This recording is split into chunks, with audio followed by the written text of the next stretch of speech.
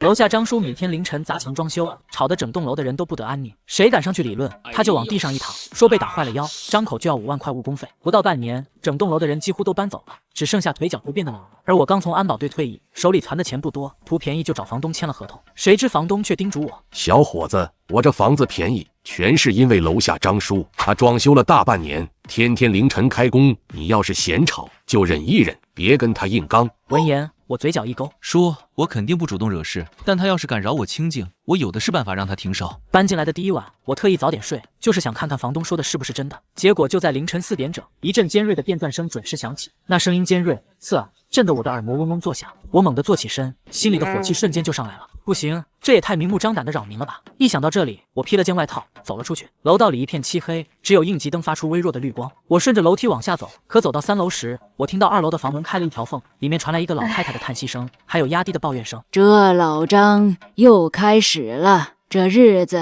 没法过了，咳，哎呦喂，我头好痛。我知道那是李阿姨，住在2楼，是这栋楼里为数不多的老人之一，儿女都在外地工作，独自一人居住。之前听邻居说，李阿姨因为长期被张叔的装修噪音困扰，睡眠严重不足，血压一直很高，每天都要吃降压药。我没有停下脚步，继续往下走。走到1楼的时候，张叔家的门虚掩着，里面的电钻声、锤子声更大，还能闻到一股刺鼻的油漆味和灰尘味。随后，我敲了敲张叔家的门，咚咚咚3声，不快不慢，足够里面的人听到。可里面的噪音太大了，根本没有什么反应。我又敲了敲，这次敲得重了一些，里面的电钻声才终于停了下来。门吱呀一声被拉开，一个满脸横肉的老头探出头来，嘴里叼着一根烟。只见他上下打量了我一番，在看到我穿着简单的 T 恤和拖鞋时，眼神里闪过一丝不屑。敲什么敲？敲你个头！没看见我在装修吗？闻言，我好心好气的解释：张叔，您装修的声音太吵了，可以小声一些吗？或者……我话还没说完，张叔直接打断了我：嫌吵就搬走，没人留你，少在这里烦我。此话一出，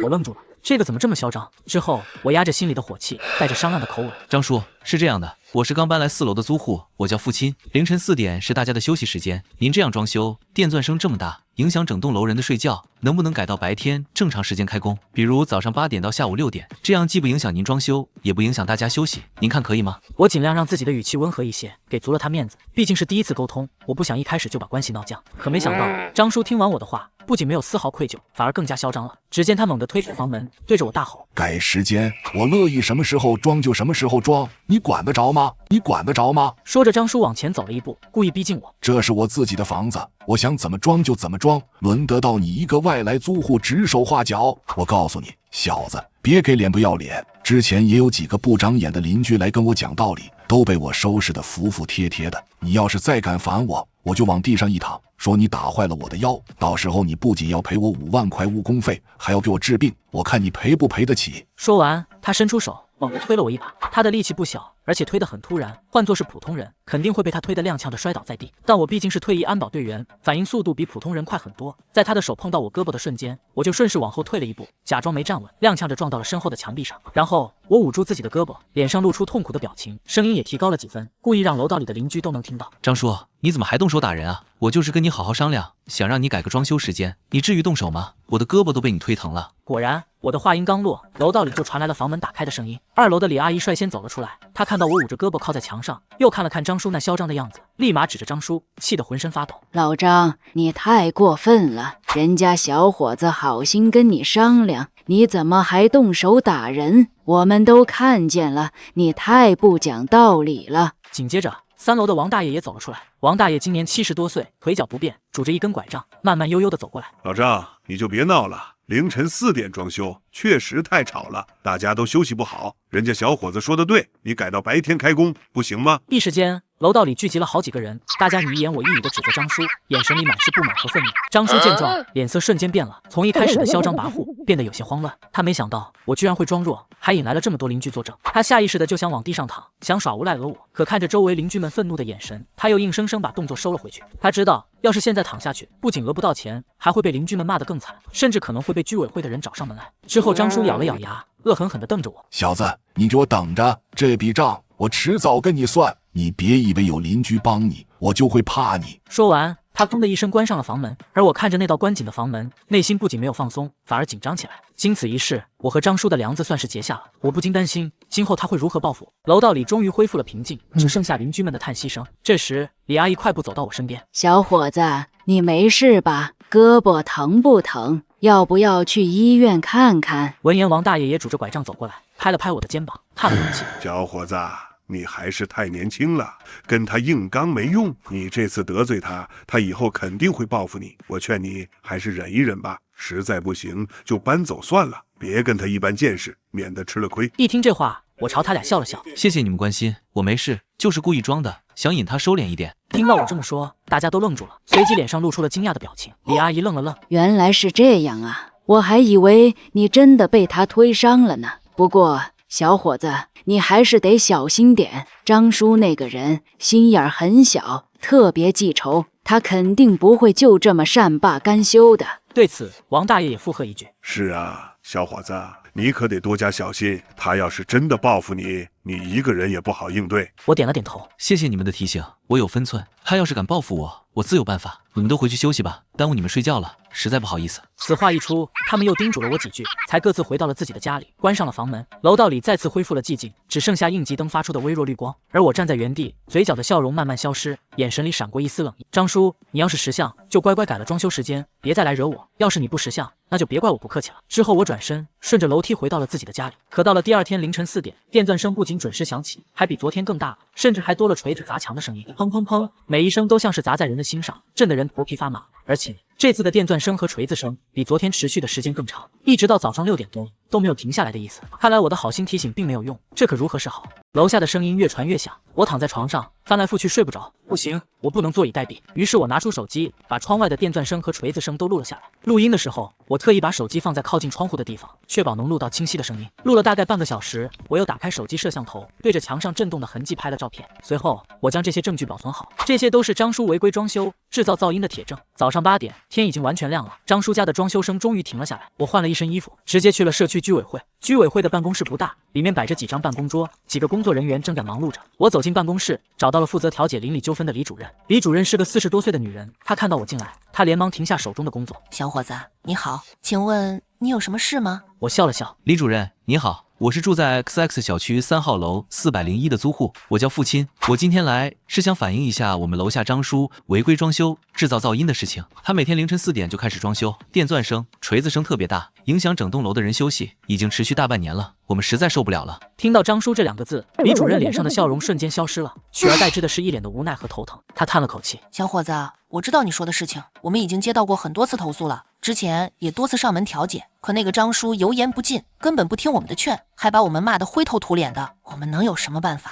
我们能有什么办法？”一听这话，我笑着拿出手机：“李主任，我知道你们为难，但是这次我带来了证据，这是我今天凌晨录的装修噪音，还有墙上被震动出的裂纹照片，这些都是他违规装修制造噪音的铁证。我希望你们能再次上门调解，要是他还不听，就联系城管部门强制执行，不能再让他这么嚣张下去了，不然整栋楼的住户都没法正常生活了。”李主任接过手机，仔细听了录音，又看了照片，脸色变得越来越严肃：“小伙子，你放心，这次有了证据，我们一定好好跟他谈谈。如果他还不听劝，我们就联系城管部门依法处理，绝对不会再让他继续骚扰大家。”说完，李主任就召集了2个工作人员，跟着我一起去了我们小区。一路上，李主任跟我抱怨：“那个张叔真是个无赖，我们之前上门调解，他要么就闭门不见，要么就跟我们耍无赖，往地上一躺，说我们打他，还要讹我们钱。我们也很无奈，毕竟我们没有执法权，只能调解，不能强制他停工。”听到这里，我十分平静。李主任，这次有了证据，他就没法抵赖了。如果他还耍无赖，我们就直接报警，用法律来约束他。很快，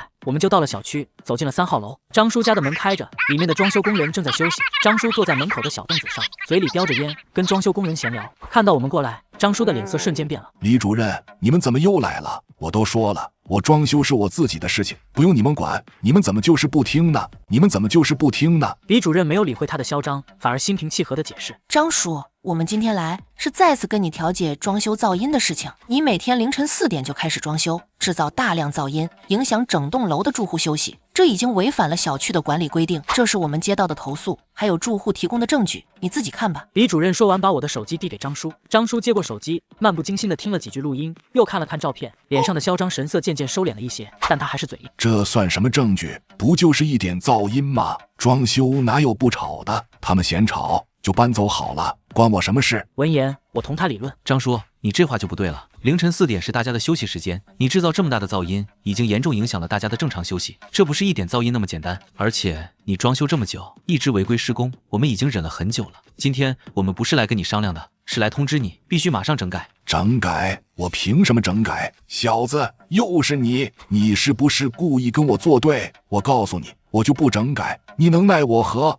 我就不整改，你能奈我何？一听这话，李主任紧皱眉头。张叔，你别耍无赖，现在证据确凿，如果你不整改，我们就联系城管部门对你进行处罚。而且我们已经联系了其他住户，他们都愿意出来作证。如果你继续违规施工，我们就报警，追究你的法律责任。听到报警、法律责任这几个词，张叔脸色苍白起来。他犹豫了半天，最终还是服软了。行，我整改，我以后不凌晨4点开工了，改到早上8点到下午6点，行了吧？不仅要改时间，还要做好隔音措施。你必须在装修的地方装上隔音棉，减少噪音，不能再影响邻居休息。如果我们再接到投诉，我们就直接联系城管部门，依法处理，绝不姑息。知道了，知道了，你们赶紧走吧，别烦我。见张叔答应，李主任点了点头，带着工作人员离开了。此刻我看着张叔，嘴角勾起一抹淡笑。张叔，希望你说到做到，别再让我们失望了。张叔恶狠狠地瞪了我一眼，没有说话，转身走进了屋里。当晚，张叔家的装修声果然小了很多，而且也没有在凌晨开工。邻居们都私下里给我发消息，给我点赞，说我终于治住了这个泼皮无赖。可我知道，张叔肯定不会就这么善罢甘休。果然，过了2天，我下班回家，发现自己家的锁孔被人堵了，上面还涂了胶水。我蹲下来，发现锁孔里被胶水堵得严实，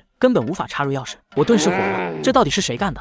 这时，我感觉脚下一黏，我低下头去，发现门口的地面上还散落着一些果皮和一些脏水，弄得整个门口脏兮兮的，散发着一股难闻的气味。不用想，这肯定是张叔干的，除了他，没有人会这么缺德。一想到这里，我的嘴角勾起一抹冷笑。张叔，你果然还是忍不住了，居然用这么卑劣的手段报复我！你给我等着，我会让你付出代价的。我没有生气，也没有去找张叔对峙。我知道，现在去找他对峙，他肯定会矢口否认，还会反过来耍无赖，讹我钱。对付他这种人，必须拿出证据，一击致命。我先拿出手机，对着被堵的锁孔和门口的垃圾拍了照片，留存好证据，然后联系了锁匠，让他过来换锁。锁匠来得很快，他看了看被堵的锁孔。小伙子，你这锁孔被胶水堵得很严实，没法修了，只能换一把新锁。行，那就换一把新锁，要最好的、最安全的。锁匠点了点头，拿出工具开始换锁。大概半个小时后，锁就换好了。我付了钱，送走了锁匠，然后走进了屋里。进屋后，我没有休息，而是拿出了之前准备好的隐蔽监控摄像头。这种摄像头很小，只有指甲盖那么大，可以贴在墙上，不容易被发现，而且像素很高，能清晰地拍到门口的一切。我把摄像头贴在门口的墙壁上，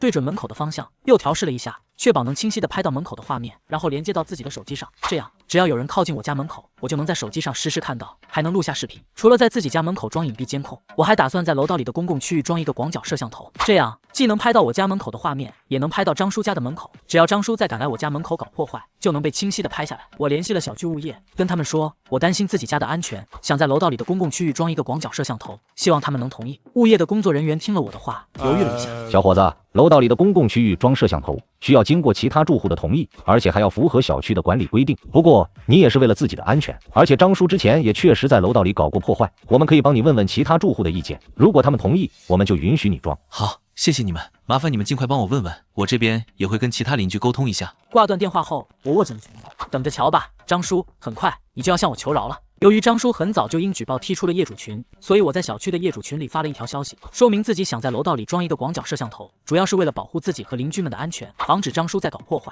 希望大家能同意。消息发出去后，很快就有邻居回复了。李阿姨第一个回复：我同意，小伙子，也是为了大家的安全。张叔，那个人太缺德了，装个摄像头也能起到威慑作用，防止他再搞破坏。王大爷也回复：我也同意，装个摄像头好，这样我们也能放心一点。不用再担心张叔搞破坏了。其他邻居也纷纷回复，都表示同意。得到了邻居们的同意后，当天下午我就买了一个广角摄像头，找了专业的师傅，把摄像头装在了楼道里的公共区域，刚好能拍到我家门口和张叔家的门口。做好了这一切，我才松了口气。我知道张叔肯定会再次来我家门口搞破坏，我必须耐心等待，等他自投罗网。当天晚上，我故意很晚才回家，而且走路的时候故意发出很大的声音，就是为了引张叔出来。果然，我刚走到3楼，就看到张叔鬼鬼祟祟的从楼梯口探出头来，眼神警惕的四处看了看，像是在观察周围的动静。他看到我回来了，立马缩回了头，躲到了1楼的拐角处，不敢出来。我假装没有看到他，继续往下走，走到自己家门口，故意停顿了一下，然后拿出钥匙打开了房门，走了进去，还故意把房门关上，发出砰的一声响。进屋后，我立马打开手机查看监控录像，果然，我刚进屋没多久，张叔就鬼鬼祟祟的从1楼的拐角处走了出来，手里拿着一瓶胶水，还有一些垃圾，慢慢悠悠的走到我家门口。他四处看了看，确认没有人之后，就蹲下身，拿起胶水，准备再次堵我的锁孔，还把手里的垃圾扔在了我家门口。监控录像清晰的拍到了他的一举一动，包括他手里的胶水和垃圾，还有他脸上那得意的表情。我把这段监控录像保存好，嘴角勾起一抹冷笑。张叔，你终于自投罗网了，这次我看你还怎么抵赖。第二天一早，我就带着监控录像，还有之前被堵锁孔、门口有垃圾的照片，再次去了社区居委会。李主任，你看，这就是他报复我的铁证。他不仅堵我的锁孔，还在我家门口扔垃圾，弄得整个门口都脏兮兮的。我希望你们能严肃处理，不能再让他这么嚣张下去了。李主任看到我带来的证据，气得不行。这个张叔真是屡教不改，居然还敢报复你，搞破坏，太过分了。你放心，小伙子，这次我们一定严肃处理他。我们现在就联系他，让他过来对质。要是他还敢抵赖，我们就直接联系警察，追究他的责任。说完，李主任就给张叔打了电话，让他来居委会对质。张叔一开始还不愿意来，说自己没有搞破坏，是我故意陷害他。李主任没办法，只能说如果他不来，就直接联系警察上门抓他。张叔没办法，只能不情不愿地来了居委会。张叔走进居委会的办公室，看到我，脸色瞬间变得难看起来。只见他嘴里恶狠狠地骂：“小子，你又在背后搞鬼！你是不是故意陷害我？我根本没有堵你的锁孔，也没有在你家门口扔垃圾，你别血口喷人！”闻言，我笑着亮出监控画面。张叔，你别着急否认，你自己看，这就是你昨天晚上在我家门口搞破坏的画面。你手里拿着胶水，还扔垃圾，看得清清楚楚。你还有什么话好说？张叔看了监控录像，脸上的嚣张神色瞬间消失了，取而代之的是一脸的慌乱。他没想到我居然会在门口装监控，还把他搞破坏的画面拍得清清楚楚。他犹豫了半天，再也无法抵赖，只能低着头支支吾吾地说：“我就是一时糊涂，我不是故意的，我就是气不过，想报复你一下，我以后再也不敢了。”一听这话，李主任紧皱眉头：“一时糊涂，张叔，你这已经不是一时糊涂了，你这是故意破坏他人财物，还骚扰他人正常生活，已经违反了治安管理处罚法。如果我们报警，你不仅要赔偿人家的损失，还要被拘留，你知道吗？还要被拘留，你知道吗？”听到拘留这2个字，张叔的脸色变得更加苍白了。对不起，我错了，我以后再也不敢了，我愿意赔偿他的损失，求你们别报警，别拘留我。而我看着他那副狼狈不堪的样子，心里没有丝毫同情。张叔，既然你知道错了，那就赔偿我的损失。我换锁花了500块钱，还有我门口的清洁费，一共是1000块钱。另外，你还要写一份保证书，保证以后再也不骚扰我，不违规装修，不搞破坏，否则我就直接报警，追究你的责任。张叔一边说，一边从口袋里掏出钱递给我。好，我现在就给你钱，我现在就写保证书。小伙子，我身上只有800块钱，剩下的200块钱我明天给你，行不行？可以，但是你明天必须把剩下的200块钱给我，而且保证书必须写得诚恳一点，不能敷衍了事。对于我的要求，张叔全都答应。随后，张叔就在居委会的办公室里写了一份保证书。李主任看了保证书，点了点头。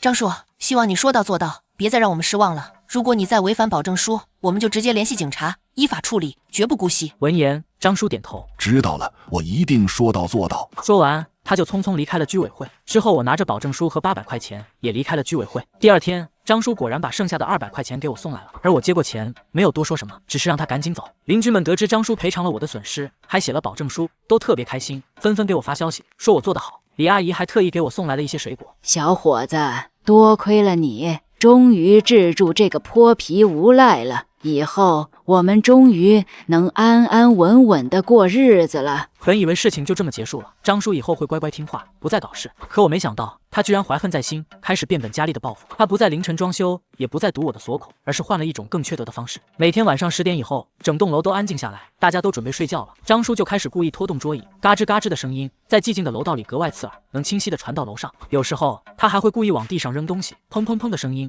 震得人睡不着觉，简直欺人太甚。我真是忍无可忍了。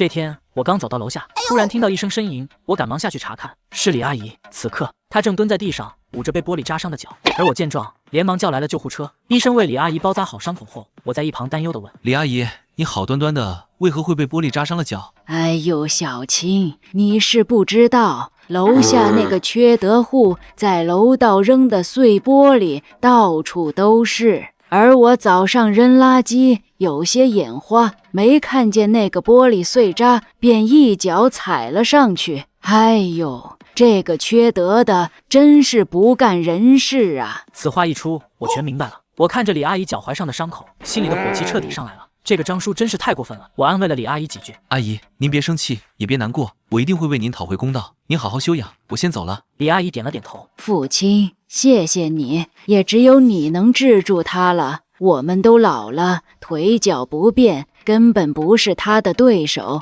只能靠你了。阿姨，您放心，我一定会帮您讨回公道的。李阿姨的脚本来就不太好，这次划伤后，估计只能在家休养了。回到家后，我没有再找居委会，也没有直接去找张叔对峙。我知道对付张叔这种泼皮无赖，居委会的调解已经起不到作用了，直接找他对峙，他只会耍无赖，讹我钱。我必须拿出更有力的证据，联系更有权威的部门，才能彻底制住他。这次我拿出了杀手锏，我联系了之前安保总队的老同事赵磊。电话接通后，我率先开口：磊子，哥遇上麻烦了，帮哥的忙好吗？赵磊听后点头答应。你的事就是我的事，你说吧。赵磊和我一起在安保总队待了8年，关系很好。退役后，他进了市公安局，成为了一名警察。我跟他说了张叔的所作所为，还有李阿姨被划伤的事情。之后，我问他：磊子，你看有没有办法制住他？磊子，你看有没有办法制住他？赵磊听了我的话，很生气。这个张叔真是太缺德了，居然这么欺负邻居，还伤害无辜的老人。你放心，我帮你查一下他的情况，看看他有没有什么违法违规的记录。另外，我也会帮你想想办法，彻底制住他。好，谢谢你，磊子。放心吧，我尽快。赵磊说完，挂了电话。等待赵磊消息的同时，我也没有闲着，我让医生给李阿姨开了一份伤情鉴定报告，作为张叔伤害李阿姨的证据。过了2天，赵磊给我回了电话：父亲，我帮你查清楚张叔的情况了。张叔叫张建国，今年62岁，退休前是市机床厂的工人，性格孤僻，而且特别好面子，爱耍无赖。他妻子很早就去世了，有一个儿子叫张浩，在外地打工，很少回来，没人能管得住他。他这套房子是他妻子留下的，他装修这么久，就是为了炫耀，想让别人看看他过得很好。没想到被邻居们反对，心里就一直憋着气，所以才会故意制造噪音，骚扰邻居。说到这里，赵磊顿了一下。另外，我还查了一下，他之前在小区里就有过多次违规记录，比如乱堆乱放杂物、撕拉乱接电线，还有之前违规装修、制造噪音，被居委会和物业多次警告，但是他一直不听。而且他还有一次因为和邻居发生争执，故意损坏邻居的财物，被警察警告过，但是没有受到实质性的处罚，所以他才这么嚣张，肆无忌惮。怪不得，原来是个惯犯啊！磊子，我手里的证据能让他吃牢饭吗？磊子，我手里的证据能让他吃牢饭吗？你可以联系城管部门和派出所，把这些证据交给他们，让他们依法处理。好，我知道了，谢谢你，磊子。要是没有你，我还真不知道该怎么办。跟我客气什么？我们是兄弟，你的事就是我的事。要是遇到什么麻烦，随时给我打电话，我帮你解决。说完，他就挂了电话。此刻，我心里有了主意，我把所有证据都整理好，然后联系了小区物业，让物业出面调解。物业的工作人员听了我的话，也很生气。这个张叔真是屡教不改，太过分了。我们之前也多次警告过他，可他就是不听，还变本加厉的搞破坏。我们现在就去跟他调解，要是他还不听，我们就配合你，联系城管部门和派出所，依法处理他。说完，物业的工作人员就跟着我一起去了张叔家。张叔家的门开着，他正坐在沙发上看电视，看到我们过来，脸色瞬间变了。你们怎么又来了？我都说了，我没有搞事，你们别再来烦我了。此话一出，物业直接反驳：张叔，你别再狡辩了，你每天晚上10点以后故意制造噪音，还往楼下扔垃圾，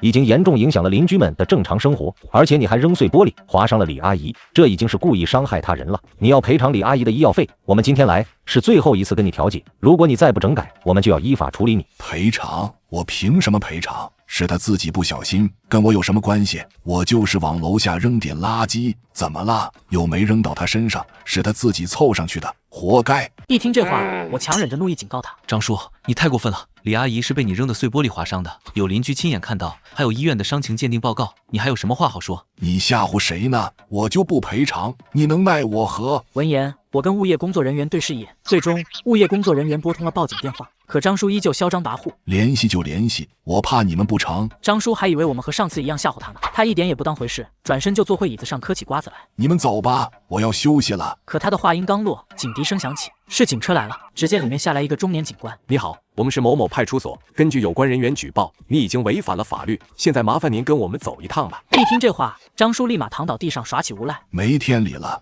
你们凭什么抓我？哎呦，我这把老骨头啊！可警官压根不理会他的哭闹，直接叫来2个警官将他带到了车上。不一会，警察便扬长而去。张叔还以为我在和他开玩笑吗？不，我这次可不跟他开玩笑，他已经触及到我的底线了。张叔被警察带走的第2天，我趁着休息，帮李阿姨把家里的垃圾拎下楼，顺便清理楼道里残留的碎玻璃。自从李阿姨被划伤后，我每天都会抽时间检查一遍楼道，生怕再有人不小心受伤。可我刚走到2楼拐角，就听到楼下传来一阵刺耳的汽车鸣笛声，紧接着是砰一声关车门的巨响，力道大的震得楼道的声控灯都亮了起来。我皱了皱眉，心里隐隐有种不好的预感。这栋老楼的住户大多是老人，平日里走路都轻手轻脚，很少有这样张扬的动静。一想到这里，我加快脚步往下走。刚走到1楼门口，就看到2个身影堵在单元门口，一个穿着花衬衫、留着寸头的年轻男人，正叉着腰对着单元楼的墙壁狠狠踹了一脚，嘴里骂骂咧咧：“谁他喵敢欺负我爸？活腻歪了是吧？”而张叔就站在他身边，脸上没有了之前的狼狈，反而一副扬眉吐气的模样，指着单元楼，对着年轻男人抱怨：“好，就是这里，就是住在4楼的那个小子。父亲，他故意找事，把我弄去派出所，还让我赔了3万块钱，你可得为爸报仇。”一听这话，我明白了，这肯定就是张叔的儿子张浩了。不过我可不怕他们，我和张叔的梁子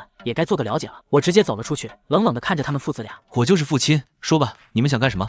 说吧，你们想干什么？本以为我会和他们打上一架，然而预想中的拳脚并未到来。只见张浩上下打量了我一番后，脸上的凶狠居然渐渐褪去，取而代之的是一种略显诚恳的神情。你就是父亲？我爸都跟我说了，这事确实是他不对，违规装修，吵到邻居，还伤了老人，该罚。我这次回来就是替我爸给你，还有给整栋楼的邻居道歉的。我愣了一下，显然没料到他会说出这样的话。之后我抬眼看他，你既然知道你爸不对，就该好好劝劝他，以后不要再违规装修，不要再骚扰邻居。至于道歉，不用跟我说，该道歉的是你爸，他该跟被他伤害的李阿姨还有整栋楼的邻居道歉。张浩连忙点头，他甚至还主动上前拍了拍我的肩膀。你说的对，你说的太对了，父兄弟，我知道我爸之前做的太过分了，让你和邻居们都受委屈了。我爸年纪大了，脾气倔，又好面子，做事不懂分寸，你别跟他一般见识。他一边说，一边朝张叔使了个眼色。张叔虽然一脸不情愿，但还是硬着头皮走了过来，嘟囔着说：“父亲，之前是我不对，我不该违规装修，不该制造噪音，也不该伤害李阿姨，我跟你道歉，以后我再也不这样了。”看着他们父子俩一唱一和的模样，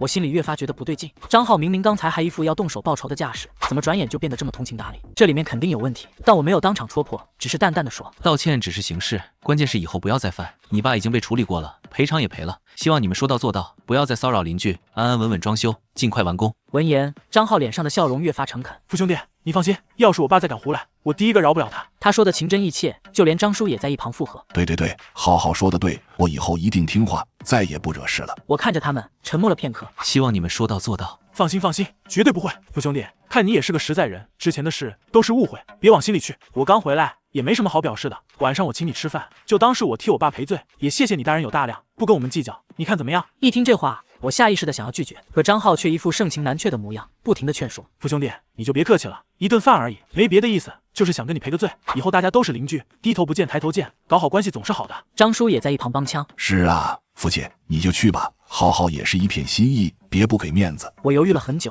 最终还是拒绝了他。吃饭就不必了，大家都是邻居，只要你们以后安分守己，比什么都强。你们聊吧，我把李阿姨的垃圾拎下去，再清理一下楼道的碎玻璃。张浩听完，直接抢过我手里的垃圾袋。哎，父兄弟，我来帮你，这点小事哪能让你动手？我来就行，就当是替我爸弥补一下过错。好，那就麻烦你了。说完，我上楼走去。见我离去，张浩眼神里的诚恳渐渐褪去，取而代之的是一丝阴狠和算计。这时，张叔走到他身边，压低声音问：“浩浩，你这是干什么？不是要替我报仇吗？怎么还对他这么客气？不是要替我报仇吗？怎么还对他这么客气？”张浩冷笑一声：“爸，你懂什么？这小子是退役安保队员，身手肯定不差，硬打我们未必能占到便宜，而且还容易惹上麻烦。对付他得用点计谋，让他身败名裂，蹲大牢，这样才能解气。”张叔愣了一下，随即眼睛一亮：“浩浩，你有什么好主意？快跟爸说说。”你别急，我已经想好了，我假意跟他和好，取得他的信任，然后设计陷害他，就说他偷了我的东西，再伪造一些证据，到时候报警，让警察把他抓起来。他一个退役安保队员，要是背上偷窃的罪名，不仅会蹲大牢，以后也抬不起头来，看他还怎么跟我们作对。张叔听完，脸上露出得意的笑容：“好主意，浩浩，还是你聪明。这样一来，既能报仇，又能让他永无翻身之日，太好了。那是当然，爸，你就等着看好戏吧。不出3天，我就让父亲那个小子蹲进大牢里去。到时候这栋楼还是我们说了算，你想怎么装修就怎么装修。父子俩相视一笑，眼神里满是算计和阴狠，全然没有了刚才的诚恳。接下来的2天，张浩果然表现得十分安分。他每天都会来楼道里转一圈，监督张叔装修，确保装修时间符合规定，而且还真的让工人装上了隔音棉，装修的噪音比之前小了很多。有时候遇到我，他还会热情地打招呼，一副真心想和好的模样。李阿姨看到张浩的变化，还特意跟我说：“父亲，你看张叔的儿子还挺懂事的，看来这次是真的想好好解决问题了。以后我们终于能安安稳稳过日子了。”我笑了笑，没有说话。虽然张浩表现得很好，但我心里的警惕依旧没有放松。我依旧每天留意着他们父子俩的一举一动，甚至特意检查了自己家门口的监控，确保没有异常。第3天下午，我刚下班回家，就看到张浩站在单元楼下，手里拿着一个空钱包，不停地四处张望。看到我过来，他连忙跑了过来：“父兄弟，你可回来了，求你帮帮我，我的钱包不见了。”闻言，我懵了：“钱包不见了？什么时候不见的？放哪里了？钱包不见了？什么时候不见的？放哪里了？”对于我一连串的发问，张浩则表现得很淡定：“我刚才在楼道里帮我爸搬东西，把钱包顺手放在了楼梯扶手上，前后也就几分钟，钱包就不见了。钱包里有5000块现金，还有我的身份证、银行卡，这要是丢了，麻烦就大了。父兄弟，我知道你是个好人，而且你每天都在楼道里转，你有没有看到谁拿走了我的钱包？”我摇了摇头：“我刚回来，没看到任何人。你再仔细想想，是不是放错地方了，或者是被风吹到哪里去了？”对此，张浩语气肯定：“没有。我肯定放在楼梯扶手上了，我记得清清楚楚。我转身的时候还特意看了一眼，钱包就放在那里。而且这栋楼的住户大多是老人，平时都很少出门，除了你，还有我和我爸，根本没有其他人在楼道里。”说到这里，他的眼神微微一顿，目光落在我身上：“父兄弟，我不是怀疑你，我就是觉得会不会是有人趁我不注意，偷偷拿走了钱包？你能不能帮我一起找找？要是找不到，我就只能报警了。”此话一出，我心里咯噔一下，不好，他不会是想污蔑我吧？之后，我告诉张浩：“我可以帮你找找，不过我可没看到你的钱包，也没偷你的钱包。”闻言，张浩一脸愧疚：“父兄弟，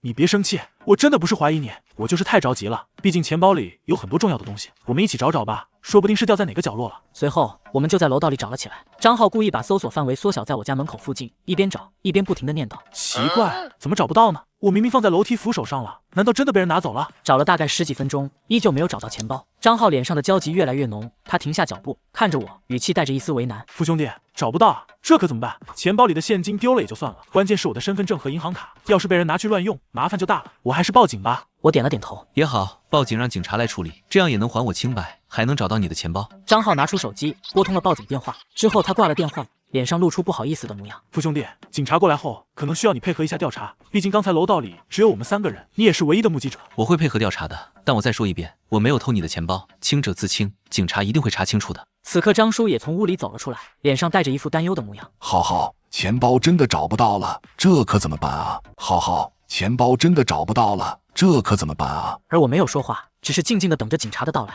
我心里很清楚，张浩肯定已经伪造好了证据，就等着警察来把偷钱包的罪名安在我身上。但我并不害怕，我没有做过的事情，就算他伪造再多证据，也总有被拆穿的一天。而且我还有赵磊这个在公安局工作的老同事，就算真的遇到麻烦，他也一定会帮我。大概10几分钟后，2辆警车停在了小区门口，下来了几个警察，为首的是一个中年警官。他走到张浩面前：“你就是报警人，说说情况吧。钱包什么时候不见的？里面有什么东西？在哪里不见的？”张浩连忙上前，把事情的经过又说了一遍，依旧是之前的说辞，还特意强调当时楼道里只有他、张叔和我3个人，他怀疑钱包是被人偷了。说到这里，他的眼神有意无意地看了我一眼，暗示警察怀疑我。中年警官点了点头，然后转身看向我：“你就是父亲。刚才张浩说，当时楼道里只有你们3个人，你有没有看到谁拿走了他的钱包？或者说，你有没有什么线索？”我没有看到任何人拿走他的钱包。我刚下班回来，就看到张浩在单元门口焦急地找钱包，然后我就帮他一起找，但是没有找到。我可以保证，我没有偷他的钱包，也没有看到任何人偷他的钱包。这时，张浩突然开口，语气带着一丝激动：“你当然不会承认了，父兄弟，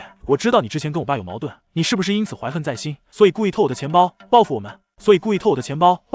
我皱了皱眉，眼神冷了下来：“张浩，你说话要讲证据，我没有偷你的钱包，也没有必要报复你们。你不要因为找不到钱包就随便冤枉好人。”话音刚落，张浩冷笑着翻出手机的照片：“证据，警察同志，这就是证据。我刚才在楼道里找钱包的时候，在父亲家门口的墙角发现了这个，这是我钱包里的一张现金，上面还有我的指纹，肯定是他偷我钱包的时候不小心掉在这里的。”中年警官仔细看了看，然后又让身边的警察去我家门口的墙角查看。很快，警察就回来了，手里拿着一张皱巴巴的50块钱，递给中年警官。队长，找到了，就在父亲家门口的墙角，跟照片上的一致。闻言，中年警官看向我，父亲，你还有什么话说？这张现金是在你家门口找到的，而且张浩说这是他钱包里的，上面还有他的指纹。你最好老实交代，是不是你偷了他的钱包？对此，我紧张的满头大汗。不是，我这张现金不是我掉的，肯定是张浩故意放在我家门口的，他就是想陷害我。可张浩却用手指我，你胡说！我怎么可能故意陷害你？我是真心实意的想跟你和好，怎么会做这种事？父亲，你自己偷了钱包，还想倒打一耙，你太过分了！张叔也在一旁帮腔。警察同志，您可别听他的，父亲这小子心思歹毒，之前就故意找我麻烦，把我弄去派出所，现在肯定是怀恨在心，偷了浩浩的钱包，还想冤枉浩浩，您一定要为我们做主啊！中年警官皱了皱眉，看着我和张浩，一时之间也难以判断谁在说谎。这样吧，父亲，麻烦你跟我们回派出所一趟，配合我们进一步调查。如果真的不是你偷的，我们一定会还你清白；但如果是你偷的，你就必须老实交代，承担相应的法律责任。我点了点头。好，我跟你们回派出所。随后，我被警察带上了警车。临走前，我看了张浩和张叔一眼，他们父子俩站在单元门口，脸上露出了得意的笑容。我心里暗暗发誓，等我洗清冤屈，一定要让他们父子俩付出应有的代价。因为张浩一口咬定我偷了他的钱包，还有证据佐证，加上他还说钱包里有5000块现金和重要物品，涉案金额不算小，所以警察只能暂时将我拘留，等待进一步的调查。就这样，我这个退役安保队员，居然因为一场精心策划的陷害，被关进了看守所。此刻，我绝望了，难道真的一点办法都没有吗？看守所的环境很差，空气里弥漫着一股难闻的气味，而我坐在角落里，心情低落。我已经关进来3天了，期间警察对我进行了几次询问，但我依旧坚持自己的说法。这天，看守所的工作人员突然来叫我，说有人来见我。我心里一喜，我知道肯定是赵磊来了。果然，见到的人就是赵磊，他穿着警服，脸上带着一副焦急的模样。父亲，你怎么样？我也是昨晚才知道你被抓了，一听说你偷了别人的钱包，我就知道肯定是误会。你怎么可能做这种事？看着赵磊关切的眼神，我心里暖暖的。我没事，磊子，我没有偷钱包，是张叔的儿子张浩陷害我，他假意跟我和好，然后故意把一张有他指纹的现金放在我家门口，伪造证据，把偷钱包的罪名安在我身上，就是为了报复我之前举报他爸违规装修。闻言，赵磊气得一拍桌子，我就知道是这样。我已经去过你住的小区了，也找到了物业，查看了楼道里的监控，还有你家门口的隐蔽监控。不过张浩很狡猾，他伪造证据的时候特意避开了楼道里的监控，但你家门口的隐蔽监控拍到了一些关键画面，虽然不是很清晰，但能看到他昨天下午偷偷在你家门口的墙角放了什么东西，而且他放东西的时候神色很慌张，显然是做贼心虚。太好了，有这个监控画面，就能证明我是被冤枉的了。不止这些，我还调查了张浩的背景，发现他不仅经常打架斗殴，还有盗窃前科。几年前他就因为盗窃被抓过，后来被取保候审了。而且我还找到了他的朋友，他朋友透露，张浩这次回来就是为了替他爸报仇，还说要设计陷害你，让你蹲大牢。我已经让他朋友做了笔录，这也是重要的证据。还有，我还查了张浩的银行流水和消费记录，发现他昨天根本就没有取过5000块现金，而且他钱包里所谓的重要单据也都是伪造的，他根本就没有丢钱包。这一切都是他精心策划的骗局，目的就是为了陷害你。听完赵磊的话，我心里的石头终于落了下来。磊子，太谢谢你了，要是没有你，我这次真的就麻烦了。跟我客气什么？我们是兄弟，你的事就是我的事。你放心，我现在就去提交证据，申请对你取保候审，然后依法逮捕张浩和张叔，让他们为自己的所作所为付出代价。赵磊说完就转身离开了，而我坐在看守所里，心里充满了希望。我知道用不了多久，真相便会大白。果然，没过多久，看守所的工作人员就来通知我，说我被取保候审了，可以出去了。我走出看守所，看到赵磊正站在门口等我。父亲，恭喜你洗清冤屈了，张浩和张叔已经被我们依法逮捕了，他们对自己陷害你的罪行也供认不讳。我点了点头。太好了，终于把他们绳之以法了。之后我们一边走一边聊，赵磊告诉我，张浩和张叔被逮捕后，一开始还拒不承认自己的罪行，还试图狡辩，但在监控画面、张浩朋友的笔录、银行流水和消费记录等证据面前，他们终于无法抵赖，只能如实交代了自己的罪行。张浩交代，他一开始就没有想过要跟我和好，假意道歉、热情帮忙，都是为了让我放松警惕，好实施他的陷害计划。他故意伪造了钱包丢失的假象，还把一张有自己指纹的现金放在我家门口，就是为了伪造我偷钱包的证据，让我蹲大牢，报复我之前举报他爸违规装修。除此之外，张浩还交代，他之前在外地打工的时候就经常盗窃，这次回来本来是想跟他爸一起继续在小区里胡作非为，欺负邻居，没想到被我举报，他爸被处理，还赔了钱，所以他才怀恨在心，设计陷害我。听完赵磊的话，我心里很是愤怒，这对父子俩真是太过分了。不过好在他们被绳之以法，以后再也不能骚扰邻居，危害社会了。后来法院对张浩和张叔的案件进行了公开审理，张浩因诬告陷害罪、诈骗罪、盗窃前科数罪并罚，被判处有期徒刑3年，并处罚金人民币5000元。张叔因协助诬告陷害、违规装修等多项罪名，被判处有期徒刑1年6个月，并处罚金人民币3000元。判决下来的那天，邻居们都特别开心，纷纷给我发消息，说大快人心。看着邻居们脸上的笑容，我心里充满了成就感。之后我找到了一份在安保公司做培训师的工作，把自己在部队里学到的安保知识和格斗技巧传授给更多的人，让更多的人能够保护自己，保护身边的人。我知道以后或许还会有更多的麻烦，但我不会退缩，我会坚守初心，保护身边的人，维护正义。